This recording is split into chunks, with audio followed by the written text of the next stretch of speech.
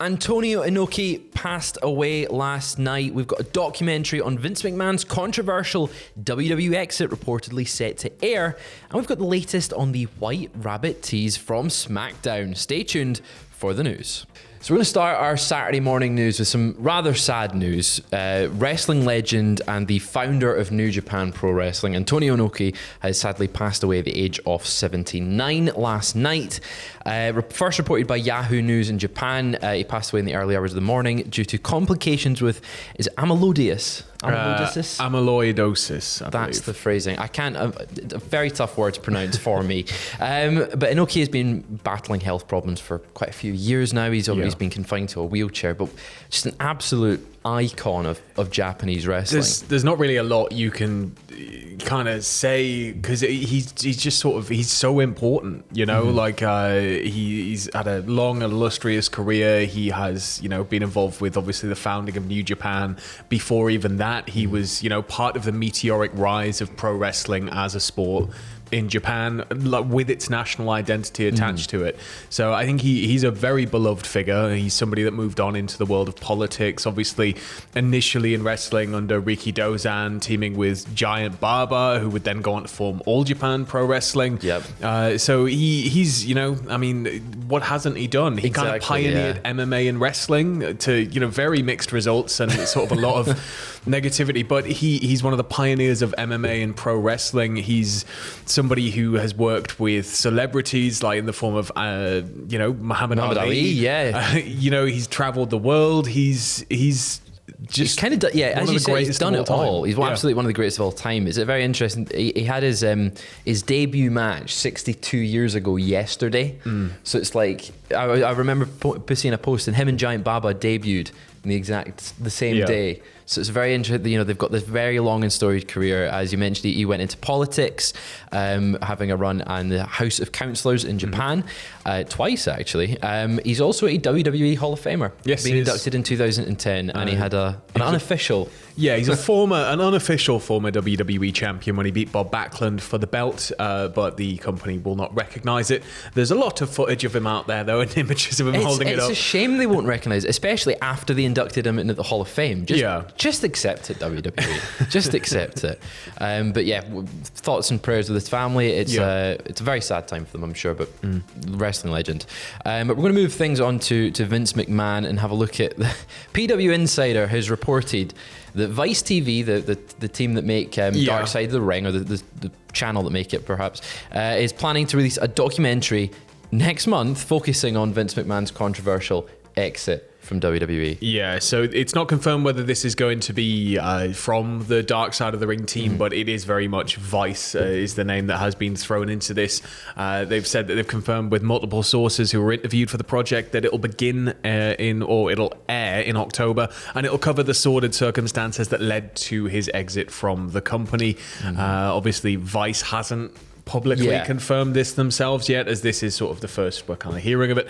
It's not listed on their website. There's not really any other stuff that they're pushing at the moment beyond the Tales from the Territory series, which seems to be, I mean, that's sort of my favorite area of wrestling history. You know, sitting listening to all the old stories when it was, you know, really Wild Westy, and it was just sort of, you know, this weird chaotic ball of thing that moves from state to state. So I'm very excited to see that, but this could be a monumental documentary given what it will be handling and how it will be addressing it. I imagine with it being Vice. Yeah, I feel like they won't really pull any punches if they're going to go for it. I mean, it's a very... There seems to be, from when the first New York Journal article came out, the New York Post article, I should say, that it was just like snowballed and snowballed. So they've got a lot of material to work with here. I feel like it could be quite bad for WWE, even the fact he's out the picture, though. It's still their name that's attached. Well, no, this is it entirely. You know, it depends on how far it's going to go into certain things, but I imagine it's going to be a very uncomfortable documentary for some people to sort of digest. It'll be very interesting to watch. I think we'll all be very glued to it. I know I will be watching it indeed. But we're moving things on to SmackDown. So last night, after weeks and weeks of us saying what our favourite part of SmackDown was, that might be coming to an end. It finally happened. Because after weeks of voicing his displeasure over the direction of Maximum Male Models. Max Dupree has finally snapped during a backstage segment on last night's SmackDown. Fairness, he's right to this he time. Is. Oh, he he's is right to completely snap. right to. Max was informed by his sister and that Mace and Mansoir would be fighting for a title. Now, obviously, when someone says that, you would think, oh, it's going to be the tag titles. It's going to be the Usos. Get out there, have a match. They might not win it, but they might have a good showing. And that's what you need sometimes. Just get out there and show you can do it. And Max Dupree was on the same wavelengths as us. He was thinking, this is it. This is time for Maximum Male Models to take the top spot on the tag division on SmackDown. However, it wasn't the tag titles, was it? No, it was longest pose ever, I believe. It was the longest pose ever. Yes, so they then assumed a pose, and I can't even remember what they were doing. It was sort of just like...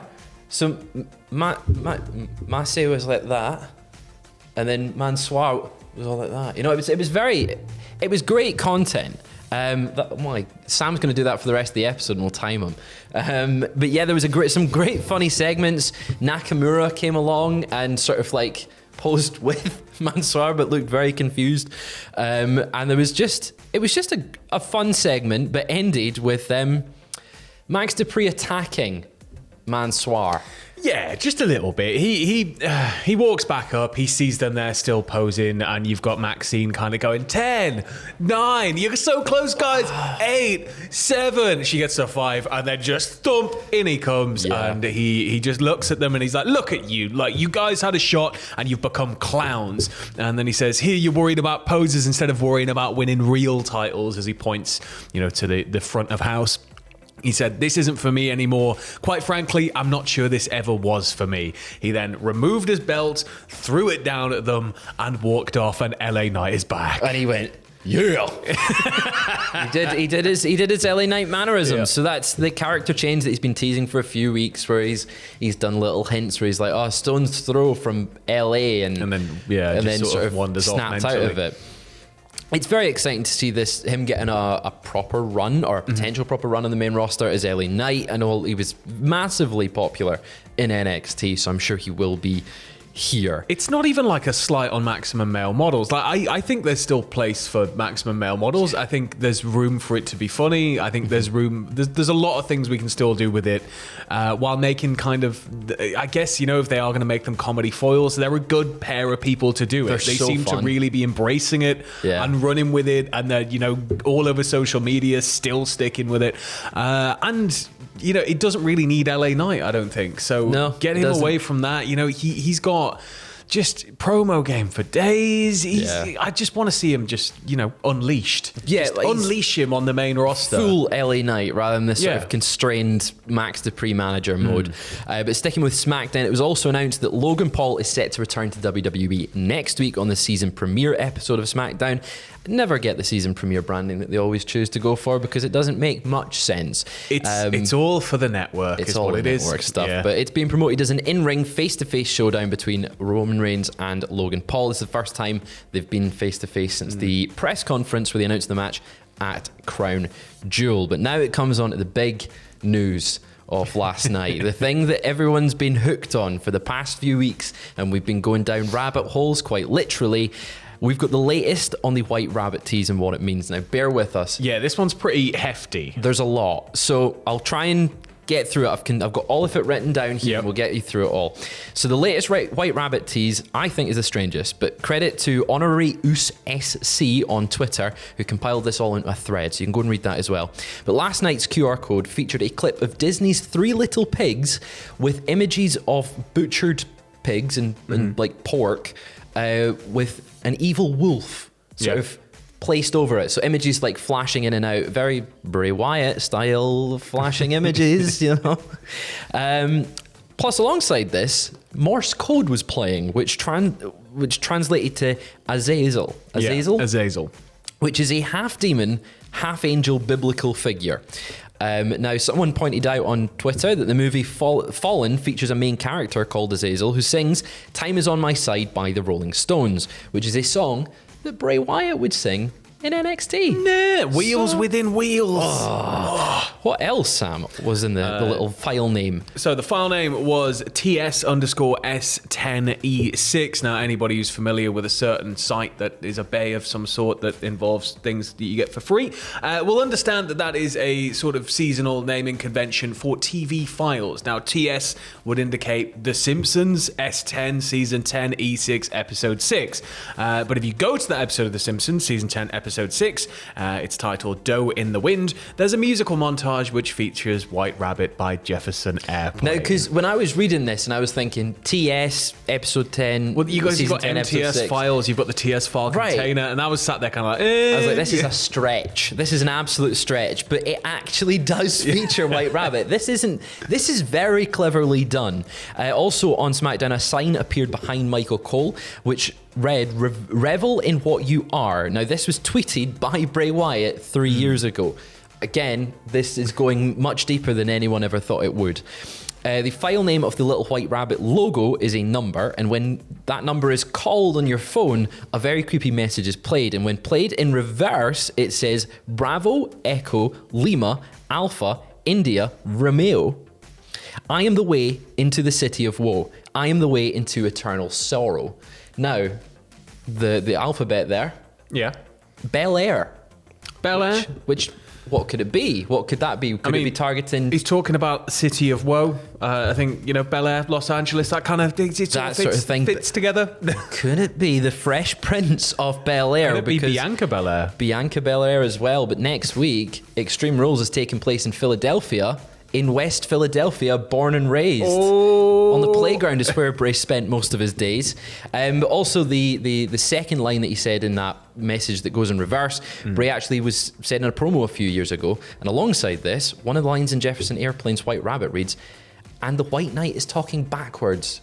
So this is literally played in reverse. But I think when the individual who had posted that to Twitter had posted it, it had been key shifted up by like 6. Yeah. So it sounded just like Bray as he was saying it. So it's like, oh, okay.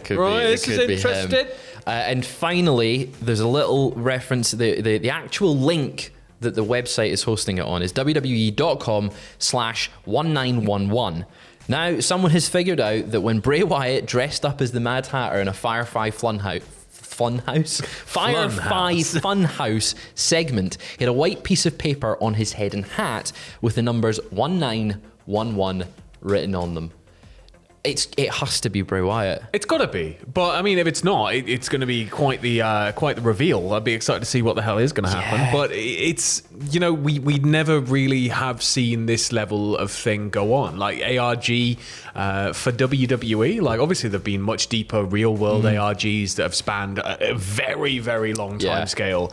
But this is it's just been a fascinating little exercise, this, hasn't it? There's so much that we've now been able to like pick apart in little. Yeah. It's made us more excited in the broadcast, and I think most people can sort of attest to that as well. I think it's definitely brought more eyes to it. It's a mystery for the audience to solve as well. So you feel like you're actively part of it, and I think that when you feel like you're actively part of it, you're really behind it, aren't you? You're there. You're wanting to get to the end of this mystery, and so you are going to tune in to find out all the clues. It's really, really interesting as a way to bring people back. I'm very excited for whatever the tease is going to be on Raw this week, and then whatever SmackDowns, and finally Extreme Rules, because it all looks like it's maybe pointing that way. As we reported the other day, it looks like Extreme Rules is the place to be for this. Well, all the lights are going to go down, and then they're going to come up, and it'll be Big Bill Goldberg. That is the dream. Dressed as a big white rabbit.